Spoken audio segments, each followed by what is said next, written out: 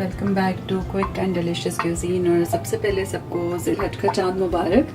और बड़ी ईद आने वाली है तो ईद की मुनासबत से मैं आपको एक बहुत ही पॉपुलर डिश बनाना बता रही हूँ। ये है निहारी। पहले मैंने आपको चिकन निहारी बनाना बताई थी, आज मैं आपको दिली निहारी की रेसिपी बता रही हूँ। इसके लिए इंग्रेडिएंट्स मैं आपको बताना चाहूँगी। सबसे पहले मैंने यहाँ पे निहारी का जो स्पेशल बीफ होता है वो यूज़ कर रही हूँ। तकरीबन 2 पाउंड बीफ है। और यहाँ पे मेरे पास दिली निहारी मसाला है जो कि नेशनल की पैकिंग में है। आप जो भी पैकिंग अवेलेबल हो आप वो यूज़ कर सकते हैं, अगर आपके पास नहीं है तो इट्स ओके। और ये मैं तकरीबन 1 to 2 टेबल स्पून यूज़ करूँगी। इसके साथ मेरे पास जो दूसरे इंग्रेडिएंट्स में ऑयल है, ऑयल आपने अपनी ज़रूरत के हिसाब से यूज़ कर सकते हैं। हमें 2 सेक्शंस में ऑयल चाहिए, सबसे पहले कुकिंग के लिए और उसके बाद निहारी को तड़का लगाने के लिए। यहाँ पे मेरे पास एक मीडियम साइज़ ऑनियन है जिसको मैंने फाइनली स्लाइस किया है। Garlic ginger paste 2 table spoon है। ये मेरे पास आटा है, आप कोई सा भी आटा यूज़ कर सकते हैं। ग्रेवी को थिक करने के लिए चाहिए होता है। तो ये तकरीबन हाफ कप आटा है, जो स्मॉल चाय का कप होता है वो। यहाँ पे मेरे पास साबुत गरम मसाले में एक बे लीफ है, 1 cinnamon stick, 1 black cardamom, 3 green cardamoms, 3 cloves, 8 to 10 black pepper। यहाँ पे स्पाइसेस में मेरे पास जो है वो सॉल्ट है और रेड चिली पाउडर है और ये हल्दी तकरीबन 1 टीस्पून है। सॉल्ट एंड रेड चिली आप अपनी ज़रूरत के हिसाब से कम या ज़्यादा कर सकते हैं। यहाँ पे ये मेरे पास क्यूमन सीड्स हैं तकरीबन half table spoon, cumin and coriander powder तकरीबन हाफ टेबल स्पून, ये भी मैं फ्रेशली ग्राइंड करती हूँ। ये मेरे पास साबुत गरम मसाला है जो कि 1 टेबल स्पून है। और यहाँ पे गार्निशिंग करने के लिए मेरे पास ये मैंने थोड़ा सा धनिया, ग्रीन चिली, 1 लाइम और जूलियन में ये कटा हुआ लंबा लंबा अदरक मैंने लिया है। Now let's start. सबसे पहले हमने यूँ थोड़ा सा ऑयल लेना है, बहुत ज़्यादा नहीं डालना क्योंकि एंड में तड़के के लिए भी ऑयल चाहिए होता है। तो इस ऑयल को मैं फ्यू सेकंड्स हीट करूँगी, फिर इसके अंदर मैं ये मीट ऐड करती हूँ। स्लाइटली हीट करना है और उसके बाद हमने ये जो है बीफ डाल देना है इसके अंदर। और इसको हमने फ्राई करना है जब तक इसका कलर चेंज ना हो जाए। और इसको थोड़ी देर फ्राई करने के बाद फिर मैं इसके अंदर गार्लिक जिंजर का पेस्ट ऐड करूँगी। मैंने फ्रेशली ग्राइंड किया, उससे खानों का अरोमा बहुत ज़्यादा इन्हेंस हो। तो जब गोश्त का पानी तकरीबन ड्राई हो जाए और क्या कहते हैं इसमें इसका कलर चेंज हो जाए, तकरीबन 10 मिनट इसको फ्राई करने के बाद इसका ये आप देखें कि पानी पूरा जो गोश्त छोड़ता है वो ड्राई हो चुका है। अब टाइम है कि मैं इसके अंदर गार्लिक जिंजर पेस्ट ऐड करूँगी।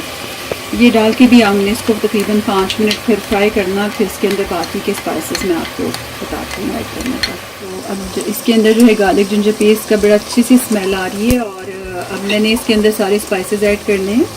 और नमक, ये रेड चिली पाउडर है, दिस इज़ टर्मरिक, साबुत ज़ीरा, पिसा हुआ ज़ीरा, ये गरम मसाला है। और जब आप स्पाइसेस ऐड करें तो मेक श्योर कि आप फ्लेम को थोड़ा लो कर दें, वरना स्पाइसेस जो हैं वो समटाइम्स जल जाते हैं। और अब मैं इसके अंदर शान का जो है वो दिली निहारी मसाला थोड़ा सा ऐड करती हूँ।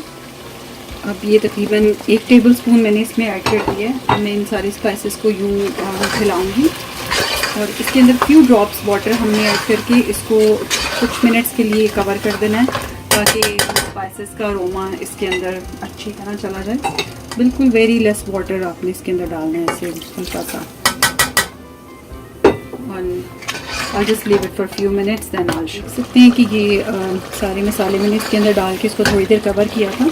अब इसमें हल्का हल्का कुछ ड्रॉप्स पानी डाल के हमने इसको 15 से 20 मिनट अच्छी तरह भूनना है ताकि सारे मसाले अच्छी तरह से इसके अंदर रच बस जाएँ। फिर इसके अंदर हम पानी ऐड करेंगे खूब सारा ताकि ये गोश्त जो है वो हमारा गल जाए। तकरीबन 2 से 3 घंटे में गलता है। पहले मैं इसको तकरीबन 15 से 20 मिनट अच्छी तरह भूनूंगी, फिर मैं इसके अंदर पानी डालूंगी। इसको तकरीबन 15-20 मिनट भून लिया, बड़ी अच्छी खुशबू आ रही है सालन की। और अब इसके अंदर जो है मैं इतना पानी ऐड करूँगी कि जितना ये 2 आवर्स में ये बीफ जो है वो अच्छी तरह से गल जाए। आप अपने अंदाजे से पानी ऐड कर सकते हैं। मैंने तकरीबन इसमें एक स्मॉल जग पानी का सो फार ऐड किया। I think I need to add 1 more jug in this, so I show. तो ये मैं इसमें थोड़ा सा पानी और ऐड कर रही हूँ। और शुरू में आपने इसको हाई फ्लेम पे रख के पकाना है। देखिए मैंने इसके अंदर कितना पानी डाला है।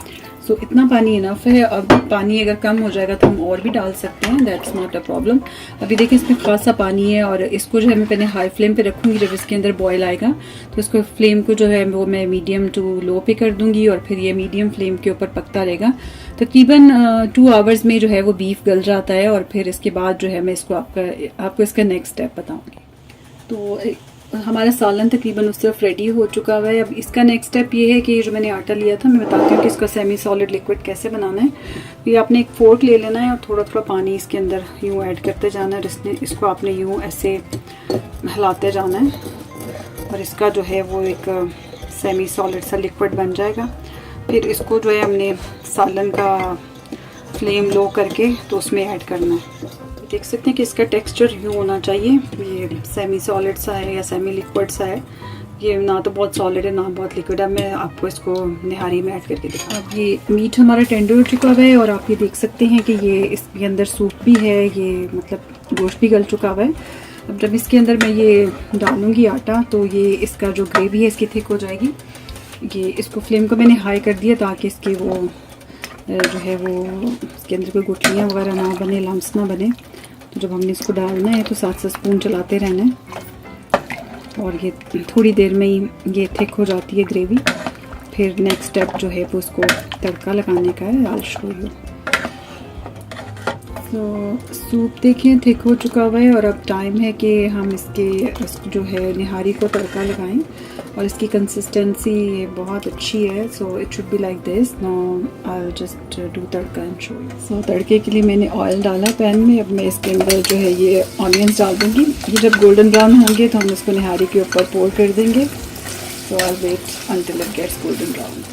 आप देख सकते हैं कि हमारी प्याज गोल्डन ब्राउन हो चुकी है और जैसे ही प्याज गोल्डन ब्राउन हो तो इसको हमने तड़के को निहारी के ऊपर पोर कर देना है। सो हमने ये तड़का उठा के तो इसको मैं यूँ निहारी के ऊपर डाल दूँगी। जब आप ये डालें तो फिर इसका पूरे 10 मिनट कवर करके बिल्कुल लो आंच पे दम के ऊपर रखना है। फिर तड़के का अरोमा इसके अंदर आ जाता है, इसका फ्लेवर बहुत इन्हेंस हो जाता है। इसके बाद मैं डिश आउट करके गार्निश करके दिखा। So beef Delhi nihari is ready. I hope you like the recipe. If you have any suggestions, please leave in the comment section below and don't forget to like, subscribe and share with your friends. Thanks for watching. Keep smiling. Take care. Bye bye.